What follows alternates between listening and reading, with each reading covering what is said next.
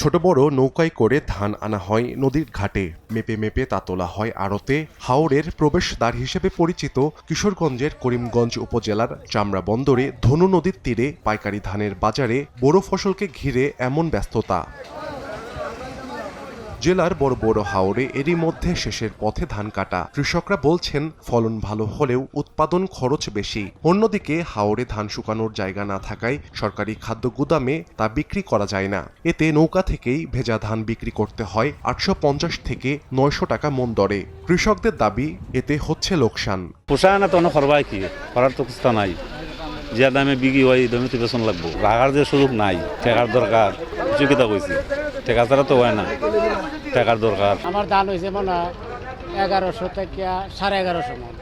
আমি কলা নাই, আমি কই হইব এই অপার হইয়াই বিজা ধান বেচতেছি। দোকান থেকে প্রায় 10-20 টাকা সবসময় কমতে হয়। এরপরে মালের আমদানিও প্রচুর আমদানি হয়। আমদানি নিলে এন থেকে আমরা কিনে নিয়ে বিক্রি করি। প্রত্যেক আড়তের মধ্যে আমরা কিনতেছি 780-90 টাকা, এরকম কিনতেছি আমরা বেচতেছি 900-910 টাকা।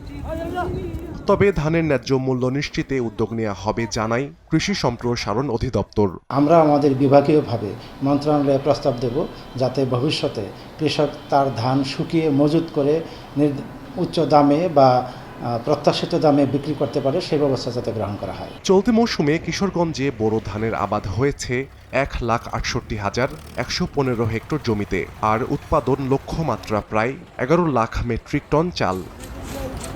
সময় সংবাদ, কিশোরগঞ্জ।